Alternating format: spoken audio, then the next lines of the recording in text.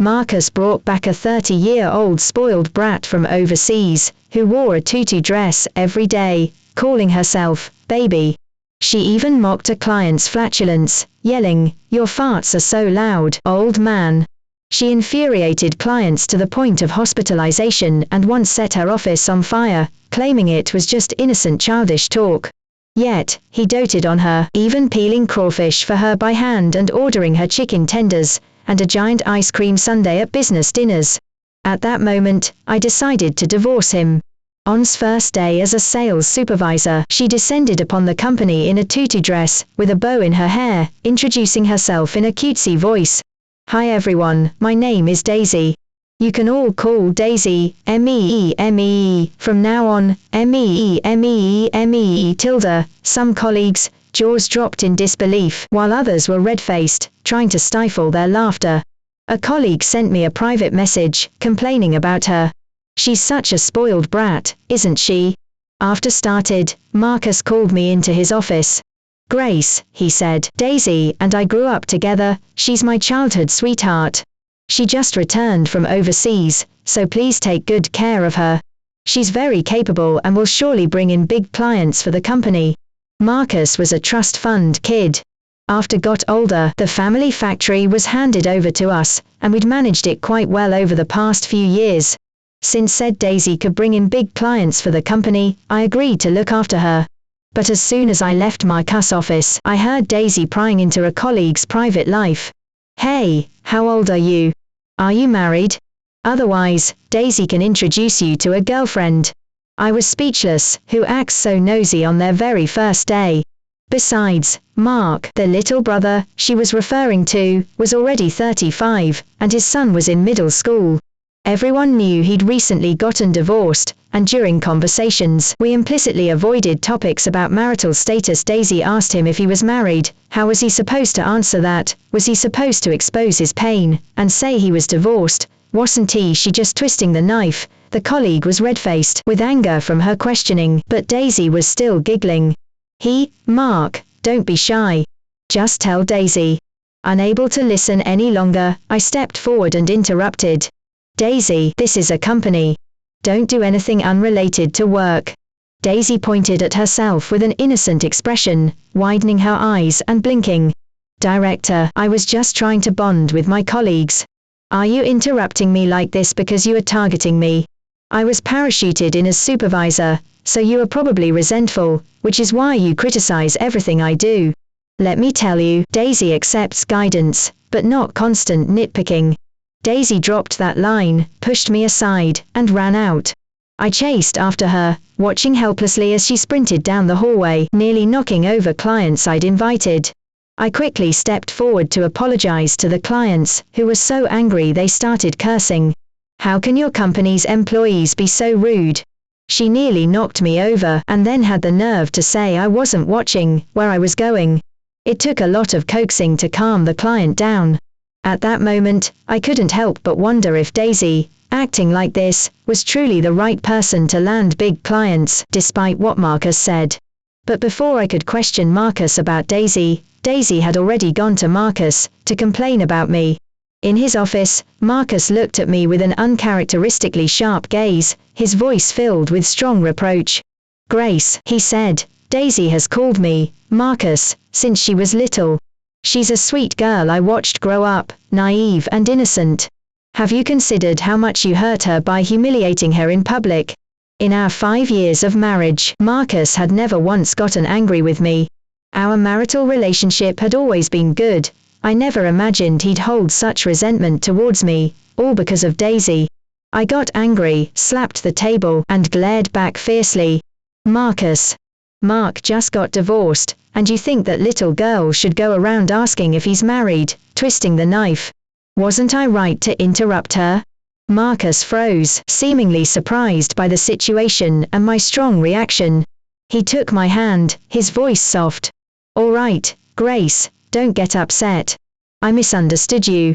Looking into his sincere eyes, I recalled how he used to hold my hand and look at me earnestly when he was pursuing me, saying, "Grace, I'll be good to you my whole life." But for him to assume it was my fault without even asking me showed that men's vows aren't reliable. I looked at Marcus, my face hardening. Marcus, I can let this slide this time, but if there's a next time, you'll know the consequences. All right, I'll always defer to my esteemed wife from now on. I thought that was the end of it, but to my surprise, Marcus brought it up again before bed that night. Grace, he began, you manage several departments and nurture our crucial clients, it's too much work. You don't even have time to spend with me. How about you hand over some of the big clients to Daisy so she can help you out? After finished speaking, he carefully observed my expression. I instantly realized he wasn't worried I was too tired, he was afraid I wouldn't share power with Daisy. I couldn't believe he was playing mind games with me because of Daisy. He even wanted to hand over the clients I had painstakingly secured to Daisy. I scoffed internally, but showed no emotion, simply asking, what if she doesn't do a good job? Absolutely not possible. Daisy is very capable, this will be a piece of cake for her. If she fails, I'll fire her. Marcus, afraid I wouldn't give Daisy the clients, actually made such a guarantee. I looked at him with a faint, unreadable smile. All right. That very day, I gave Daisy a few clients, all of whom were our most crucial clients. However, these clients were notoriously difficult to please. I wanted to see what Daisy was truly capable of. Coincidentally, a client had invited me to play badminton the next day and discuss work. I told the client about an internal company adjustment, and that I'd bring a supervisor with me tomorrow. The supervisor would primarily handle the discussion, allowing them to get to know each other. The client readily agreed. The meeting with the client was set for 9 a.m., and it was an hour's drive from the company. To avoid any mishaps, I purposely allowed an extra hour, and arranged to meet Daisy at the company at 7 a.m. the next day. To my surprise, she didn't arrive until 9 a.m., a full 2 hours late. Daisy had her hair in pigtails, wearing a white t-shirt paired with a schoolgirl uniform skirt, platform shoes, and knee-high socks. She stomped her foot and whined to me. Oh, Daisy had a nightmare. There was a big monster in my dream who kept talking to Daisy, probably because Daisy is so cute, and it made Daisy late. You are not mad, are you, sis? First of all, I was 2 years younger than her, I couldn't bear being called sis. Second, while she was somewhat well-maintained, the fine lines around her eyes revealed her true age. That outfit was clearly an attempt to look younger. Finally, her whole demeanor made me sick to my stomach. Putting all that aside, she was wearing this to a business meeting. I suppressed my anger and directly asked. Daisy sipped her bubble tea, looking at me contemptuously. Who says you have to wear a suit to talk business? Do you understand freedom of expression? Daisy can close deals just fine in a schoolgirl uniform. I took a deep breath. All right, I look forward to your performance. Even though we rushed, we were still nearly an hour late. I stepped forward with an apologetic smile. I'm so sorry, Mr. Thomas, we had a slight delay on the way. Please bear with us. Mr. Thomas, who I often dealt with, didn't mind the delay out of respect for me. Haha, Grace, Mr. Thomas said, then just play some extra badminton with me, and we'll call it even. Before I could say anything, Daisy chimed in. Mr. Thomas, I'll play with you. Daisy is excellent at badminton. Mr. Thomas sized Daisy up and down, then looked at me. And this is. I quickly introduced her. This is Supervisor, who will be your point of contact from now on. Mr. Thomas smiled meaningfully. I thought she was your assistant. All right, you take a break and let her play with me. Daisy was indeed good at badminton. She returned every shot Mr. Thomas hit her way. However, her shots to Mr. Thomas were either too far, too wide, or smashed. Throughout the entire game, Mr. Thomas was practically just picking up balls. I desperately tried to signal Daisy, but she simply ignored me. Mr. Thomas, presumably from too much exercise, let out a fart. Daisy snickered and publicly mocked him. Your farts are so loud, old man. Mr. Thomas, who had been picking up balls for half the game, heard this and immediately had a heart attack from anger. Terrified, I quickly dialed 911. Even though the ambulance arrived promptly, Mr. Thomas was admitted to the ICU. I stayed until Mr. Thomas woke up, apologizing profusely, and promising to cover all his medical expenses. Still, his hospitalization was primarily Daisy's fault. I told Daisy to apologize to Mr. Thomas, and not to return until she had his forgiveness. This time, she was surprisingly obedient and just said, "Got it."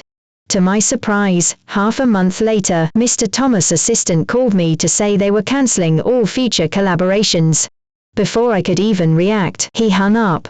I personally visited Mr. Thomas' home, and only then learned that Daisy hadn't apologized at all.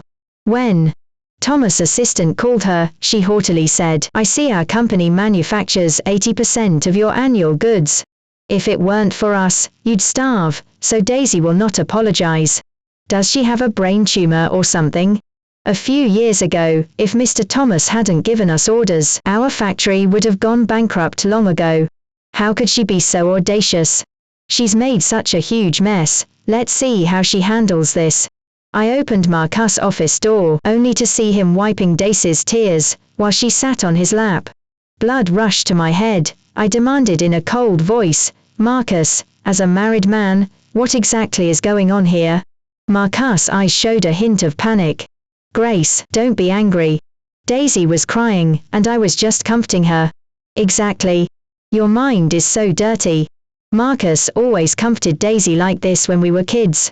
Daisy spoke with such self-righteousness, making it sound like I was the unreasonable one.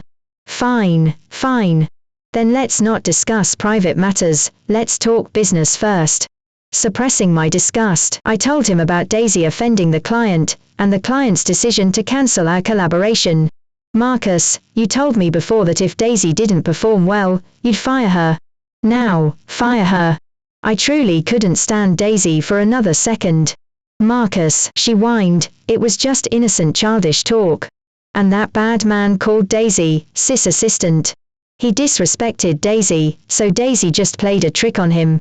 That's called an eye for an eye, or else Daisy would just get bullied when she's out. We women need to fight for ourselves." It was laughable, she was the one dressed inappropriately. Daisy continued to argue self-righteously. "Sis, if you just keep trying to curry favor with clients, they lines think we re-cheap. Does a big company, like ours, really need to grovel to clients? That's why Daisy acted tough, and didn't he apologize? I couldn't take it anymore. Slap. I slapped Daisy across the face. "You re just spouting nonsense and twisting logic, you re going too far." Marcus pushed me away to comfort Daisy, completely ignoring that he'd pushed me into the corner of the table, scraping my arm and drawing blood. Daisy was just innocent childish talk, and she's not wrong. Daisy has lived overseas, we should listen to her more to help the company align with international standards. Grace, go back and reflect on yourself. Marcus turned his back to me, comforting Daisy while mercilessly scolding and dismissing me. I finally saw this man for who he truly was. He couldn't distinguish right from wrong, and his favoritism was utterly baseless. He was an idiot. That night, I scrolled past Ace's social media post. Even though I'm grown, the CEO still spoils me like a child, peeling crawfish for me by hand. He also says I have a messy schedule, am a bit silly, and smell nice. Humph, Daisy isn't silly at all, Tilda. The accompanying picture showed her in a floral dress, surrounded by executives in suits. Amidst a table of business dinner dishes, the chicken tenders and a giant ice cream sundae in front of her stood out prominently. A message came in. It was from Daisy. "See, Marcus has always doted on me, the most. You dared to hit Daisy. Do you believe Daisy can make him divorce you?" I couldn't help but laugh. Marcus had pursued me for 3 years once. I joked, "If you dare jump from here, I'll marry you." He jumped without hesitation. I didn't even have time to react, and it was the 3rd floor. Fortunately, there was a lawn below, and he only sustained a minor fracture. Seeing how far he would go for me, I chose to marry him among all my suitors. But if he could treat me this way because of his childhood sweetheart, then this Marcus was not worth keeping. Late that night, Marcus returned, reeking of alcohol. I sat on the sofa, stone-faced and silent. He fell to his knees with a thud. "Grace, I'm sorry. I shouldn't have pushed you today, but I was doing it all for the company, to give you a better life in the future." I waited for him to continue. Marcus crawled over on his knees and hugged my leg. "Grace," he pleaded, Daisy was really hurt by you hitting her this time. How about we get a fake divorce just to appease the girl? Marcus looked at me cautiously, afraid I'd get angry, but he didn't expect me to raise an eyebrow and smile. Oh, really? But if she found out it was just for show, wouldn't she be even angrier? Why don't we go all out and just get the divorce papers directly? Hi. But, Grace, I just wanted to trick her into thinking we divorced just to appease her. We don't need to actually get the divorce papers. Marcus was convinced I was angry and quickly explained himself. I smiled gently. Marcus, I know. You just want to appease her so she'll devote herself to the company. I'm willing to go along with the whole charade, we can always remarry later anyway. Seeing my sincerity, Marcus breathed a sigh of relief and hugged me tightly. Grace, you scared me to death. I thought you were actually angry and wanted to divorce me. What he didn't see was my cold expression in the darkness as I silently uttered 2 words. Idiot. The next day, Daisy found me, a triumphant look on her face. I told you Marcus dotes on me the most. At the party yesterday, his friends were saying he was your doormat, and all I did was suggest he divorce you, and he actually dumped you. Everyone says an outsider can compete with a childhood sweetheart. Marcus only chose you because I went overseas. Let's see if you dare offend Daisy again. I had decided to leave long ago when Marcus ignored my feelings for Daisy and the company, so there was no again. Still, I wanted to retort to Daisy. Daisy, you're 30 years old and still calling yourself baby. Are you still a baby? Marcus did divorce me, but if you don't produce results, he'll kick you out sooner or later and remarry me. Get rid of your naivety. Daisy furiously pointed at me. You, then she suddenly started laughing. Looks like you haven't realized the gap between you and me. I narrowed my eyes at her. Oh. Do tell. Daisy smiled maliciously. Just now, Daisy secured an order worth $100 million. I've already told Marcus the good news, and he's thrilled. He said I could ask for anything as a reward. Guess what I asked for? I wasn't curious about Daisy's request, I was just surprised she managed to land an order worth $100 million. If that was the case, it was no wonder Marcus would go to any lengths to appease her. After all, his family's factory wasn't top tier, it barely made $30 million a year at best. Daisy's $100 million order was 3 times their usual annual revenue. If they could fulfill this order, the company would definitely reach a new level. Who exactly was this Daisy? It seemed I needed to investigate her thoroughly. Seeing my silence, Daisy seemed a little disappointed. She slapped a piece of paper onto my desk. Fine, Daisy won't keep you guessing. Weren't you trying everything to fire me before? I always believe in an eye for an eye. I asked Marcus to revoke your position and fire you, and he agreed. So now, please pack your things and leave. Your position is mine. I stared at the termination notice on the desk for a moment, stunned. I had anticipated that Daisy's request would be aimed at me, but I hadn't expected Marcus to show me no respect at all, not even having HR notify me, but instead letting Daisy humiliate me directly. Fine, remember this slight. I was already planning to leave and had half written my resignation letter. It seemed I wouldn't need to finish it now. I calmly packed my belongings and left. Coincidentally, I ran into Marcus in the hallway, his gaze was evasive. Grace, he started, Daisy told you, right? You know, I cut him off, smiling gently and thoughtfully. Marcus, you don't have to say anything. I understand. It's all for my better future. How about we go to City Hall this afternoon to finalize the divorce? That way Daisy will be even happier and maybe she'll bring in more clients. Seeing how understanding I was, Marcus beamed with delight. All right, whatever you say. I knew you were the most sensible. Marcus and I signed the divorce agreement. Believing I was sincerely cooperating, he transferred his cars and houses to my name and gave me half of his assets. And I still held 30% of the company's shares. Grace, see. I've given you everything I have. My feelings for you are as clear as day and night. Just take a break and enjoy your leisure at home. Recently, Marcus professed his loyalty to me with a gentle expression. I nodded and smiled, but scoffed inwardly.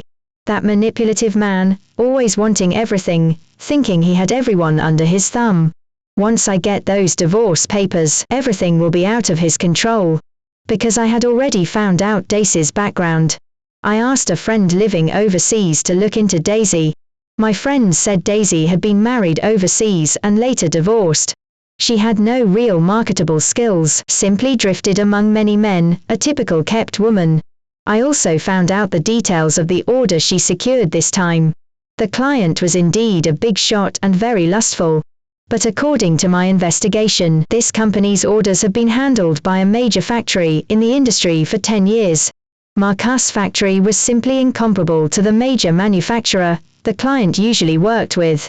Even if Daisy used a honey trap, I didn't believe the big shot would directly give her $100 million order. She wasn't worth that much.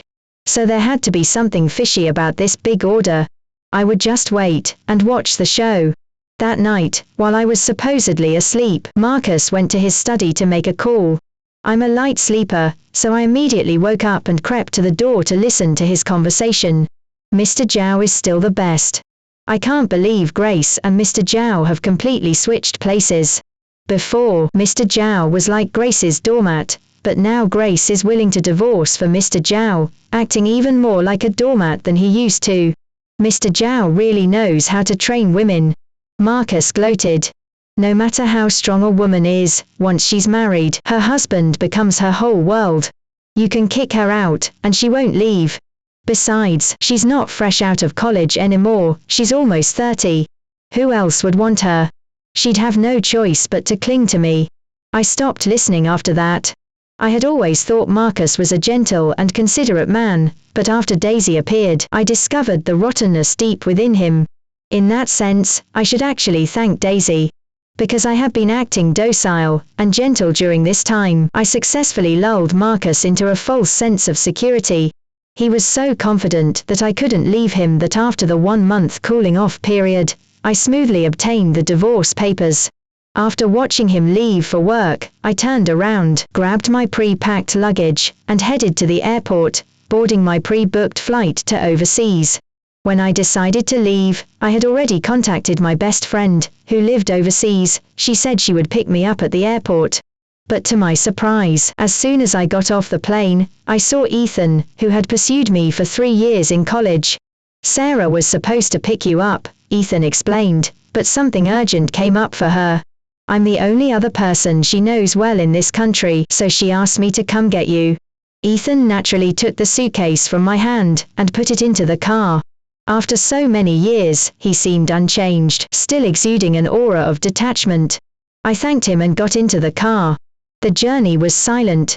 My phone suddenly vibrated. I glanced at it. It was a message from Marcus. Grace, where are you? Why aren't you home yet? I quirked the corner of my mouth and replied simply, overseas. The next second, Marcus called. I immediately hung up and blocked him. He should understand what I meant, right? It was a shame I couldn't see his expression at that very moment. Your ex-husband's call. I paused, surprised he knew about my divorce. Sarah must have told him, right? Oh, yes. I've already blocked him. That's a rare and brilliant decision from you. Ethan's lips curved into a smile, clearly in a good mood. I was bewildered. What did he mean by that? Ethan suddenly started playing music in the car. Seeing he had no intention of speaking further, I remained silent. After settling in overseas, I quickly started looking for a job.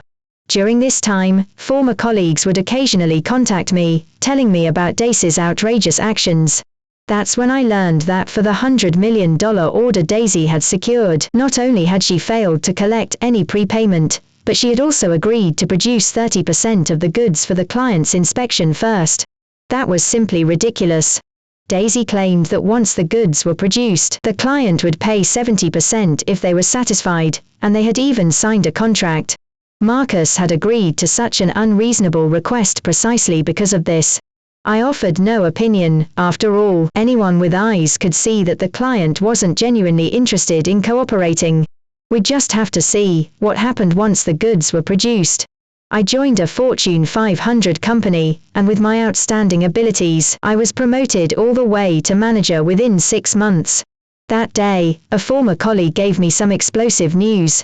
Marcus had rushed the factory to produce 30% of the goods, telling Daisy to collect the 70% payment, but to his surprise, the client only transferred $21 million.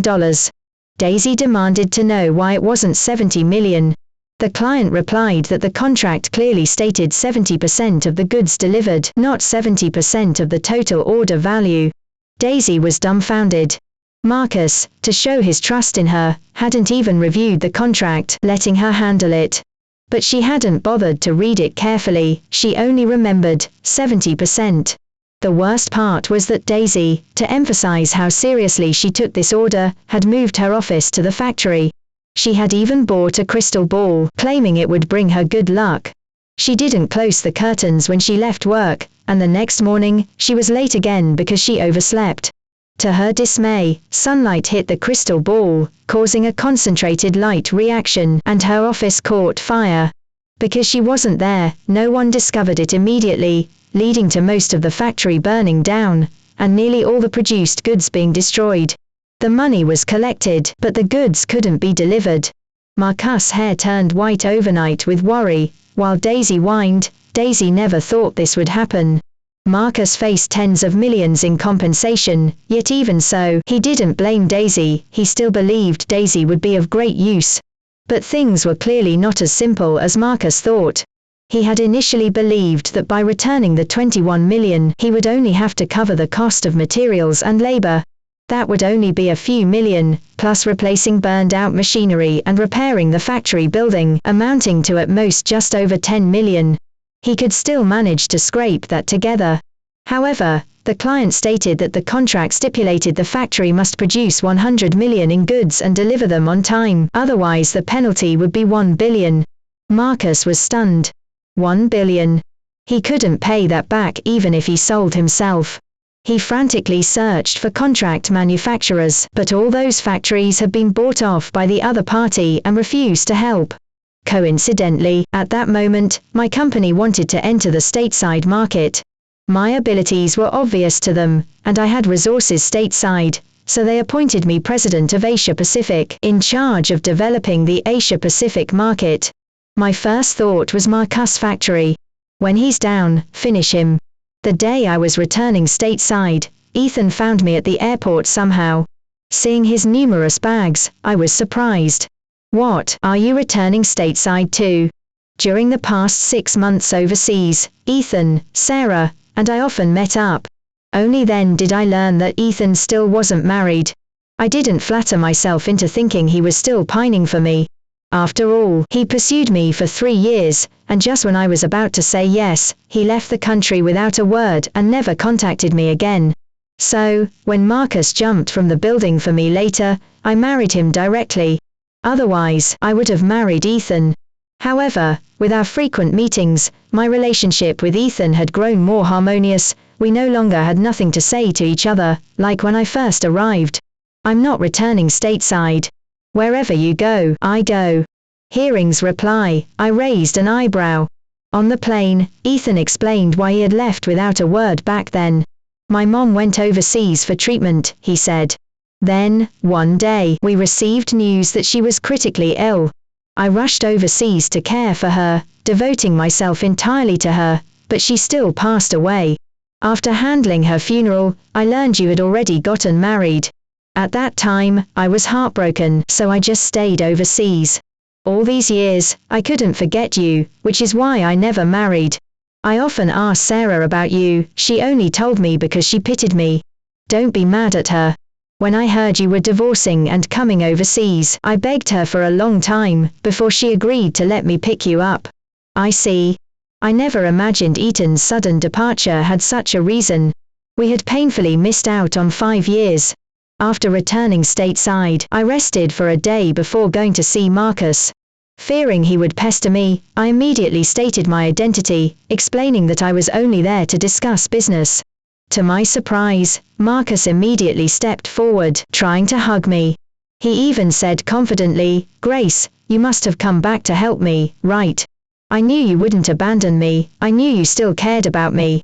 Grace, as long as you help me through this difficult time, I'll forgive you for leaving without a word, and I'll love you just like before.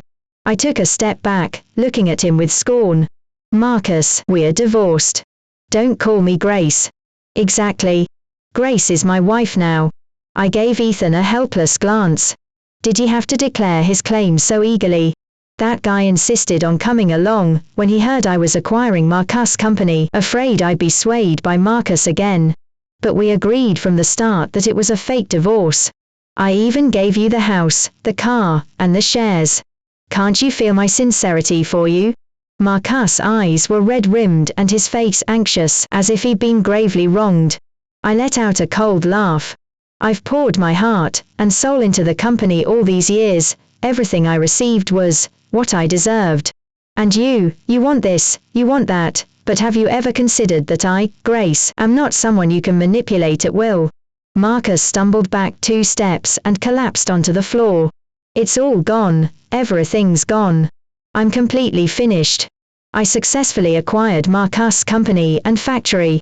And the big shot, upon learning that I was the president of Asia Pacific for a Fortune 500 company, proactively waived the penalty to get on board with us, and even agreed that we would still complete the unfinished orders.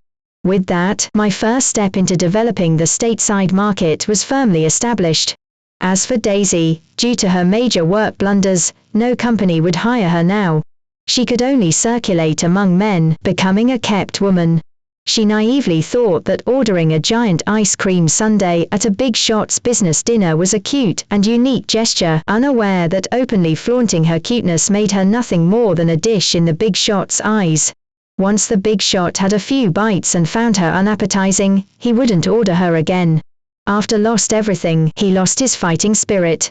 To survive, he started delivering food. One time, I was busy, discussing work with a client. When mealtime came, we simply ordered some food, only to find that the person delivering food was Marcus. After recognizing me, he fled in a panic, his eyes devoid of his former high-spirited demeanor. 2 people who once shared a bed ultimately became strangers, heading down different paths in life. And such a change didn't have to happen. Perhaps it was the difference in status that filled Marcus with increasing regret. He blamed everything on Daisy. After all, everything had only changed since Daisy appeared. On her way home after spending time with a man, Marcus rushed forward and stabbed her body repeatedly. Each stab carried his regret for me, and his hatred for Daisy. Daisy ultimately called and TB saved. Marcus committed the murder in broad daylight. Security cameras captured everything perfectly. He had no defense and was sentenced to death before his execution. The prison called, saying Marcus wanted to see me one last time. In the end, I softened. After all, we had been married for 5 years, and before Daisy appeared, he and I had been quite affectionate. Through the prison bars, Marcus looked at me, tears streaming down his face. His eyes red-rimmed, he stared at me. "Grace," he cried, "I regret it. I truly regret it. We could have been happy together until old age. Even if we didn't make so much money, we had enough. I was too greedy. I regret it so much." Faced with this scene, I couldn't help but feel my eyes redden. You men always think that once you marry a woman, she's branded as yours, expected to be completely obedient.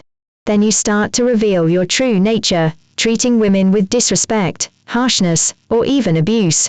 But you never considered that times have changed. Women can live wonderfully even without men. So, the moment you men go against your conscience, that's when misfortune begins. I turned and left. Marcus didn't speak again. He must have felt my words resonate deeply, for he had already received the greatest misfortune and punishment.